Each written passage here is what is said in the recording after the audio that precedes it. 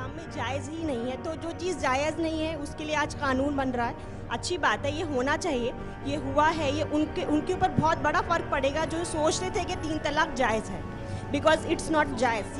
ہاں, میں بہت بہت مبارکباد پیش کرتی ہوں کہ آپ نے, مودی جی, آپ نے ہمارے مسلمان لیڈیز کے لیے یہ کام کیا, اور اب ہمیں بالکل سیف محسوس کر رہے ہیں اپنے آپ کو. کیونکہ ہم لوگ ایسے کرتے تھے کہ کسی وقت بھی, یہاں تک کہ کھانے میں نمک بھی کم ہو گیا تو وہی ڈر لگتا تھا کہ یہ ہمیں کہہ دے گا جاؤ اپنے گھر چلی جاؤ.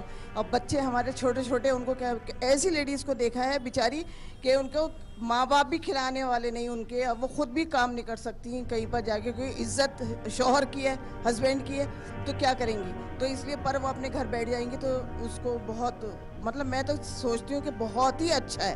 کیونکہ میرے ساتھ بھی ایسے ہوا کہ میرے ہسبینڈ ہے نا, یہ کہہ رہے تھے کہ اب ہے نا میرے کورٹ میں کیس چل رہا ہے, 5 تاریخ کو ہے, تو انہوں نے کہا میں ڈرتا نہیں ہوں, میں کورٹ کے سامنے تمہیں طلاق دوں گا. تو اب دیکھیں اب میں